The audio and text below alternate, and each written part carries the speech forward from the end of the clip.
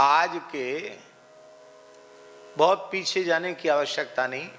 हमारी सभ्यता तो करोड़ों वर्ष पुरानी सभ्यता है, लेकिन हम बहुत ज़्यादा पीछे नहीं जा रहे हैं। हम केवल इतना जानना चाह रहे हैं कि लगभग 3000 वर्ष पहले कौन सी सभ्यता थी, कौन सी उपासना पद्धति थी, कौन सी विचारधारा इस धरती पर थी। तो इस प्रश्न के उत्तर में एक ही बात आएगी कि आज के लगभग 3000 वर्ष पहले एकमात्र विचारधारा इस धरती पर थी, तो उस विचारधारा का नाम था सनातन विचारधारा।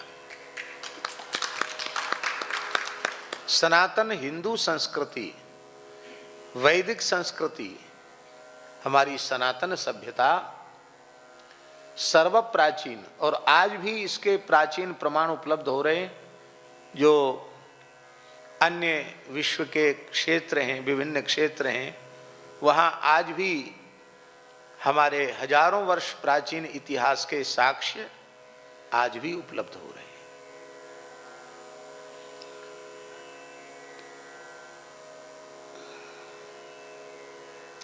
आप कहेंगे जब किसी न किसी स्वरूप में लोग पूजा किए हैं तो फिर उपासना में विरोध कहाँ है?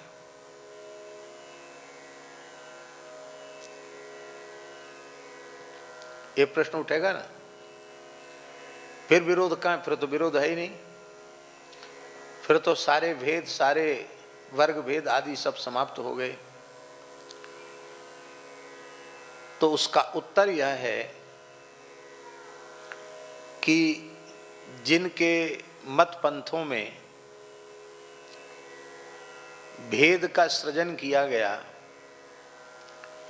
इस प्रकार की विचारधाराएं उत्पन्न हो गई जो केवल अपने को स्थापित करना चाहते हैं और अपने को भी स्थापित करना चाहते हैं, दूसरी सभ्यता संस्कृति को मिटाकर अपने को स्थापित करना चाहते हैं। वो विचारधारा कौन सी है? और वसुधैव कुटुंबकम का भाव लेकर के चलने वाली विचारधारा कौन सी है?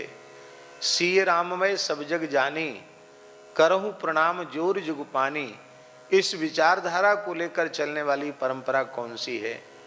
तब पृथक पृथक उसका बोध हो जाएगा कि जो केवल अपने एक वर्ग विशेष, संप्रदाय विशेष, जाति विशेष, मत विशेष, पंथ विशेष के ऊपर केंद्रित जो विचारधारा है, उस विचारधारा को हम सनातनी विचारधारा से पृथक मानेंगे। क्योंकि सनातनी विचारधारा वह है जो सबको अपने में समाहित कर ले। यदि दूसरी कोई विचारधारा अत्यंत उदारता पूर्वक अपने में सबको समाहित कर रही है, तब हम मानेंगे कि वह विचारधारा भी सनातन धर्म का ही एक अंग है। किंतु यदि कोई ऐसी विचारधारा है जो अपने में सबको समाहित न करके स्वयं को सब में स्थापित करने वाली है, तो उस विचारधारा से हमको सनातनी विचारधारा की सुरक्षा करनी है। और उस सुरक्षा का एक ही उपाय है संगठन।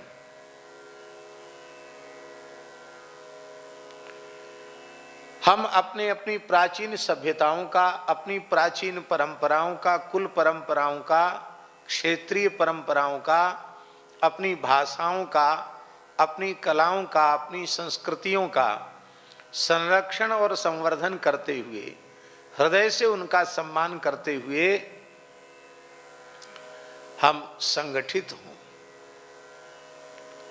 बहुत प्रसिद्ध वाक्य है संस्कृत का, संघे शक्ति ही कलौ युगे। संगठन में शक्ति है। हम संगठित हों।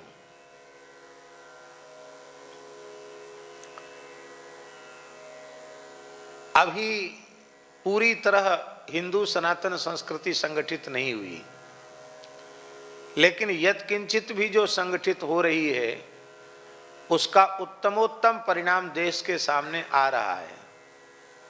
अब आप कल्पना कीजिए कि अपनी अपनी सभ्यताओं का, अपने अपने संस्कारों का, अपनी अपनी वर्ण आश्रम व्यवस्था का यथावत समादर करते हुए यदि द्वेष, घृणा, उच्चावच की भावना को त्याग करके हम, जैसा पूज्य स्वामी शुद्धानंद जी महाराज ने कहा कि हम एक ईश्वर की संतान हैं। हमारा पहला परिचय है कि अमृतस्य पुत्राः, हम अमृत स्वरूप परमात्मा की संतान हैं। हमारा दूसरा परिचय, हम अपने गुरु के शिष्य हैं। हमारा तीसरा परिचय, हम अपने मातृकुल और पितृकुल से प्राप्त परम पुनीत पवित्र संस्कारों को आदर देने वाले, अपने चरित्र में अपने व्यवहार में स्थापित करने वाले अपनी माता पिता की संतान हैं। ये हमारा तीसरा परिचय है। और हम भारत माता के सपूत हैं, ये हमारा चौथा परिचय। इसके अतिरिक्त हमारा अपना कोई परिचय नहीं है।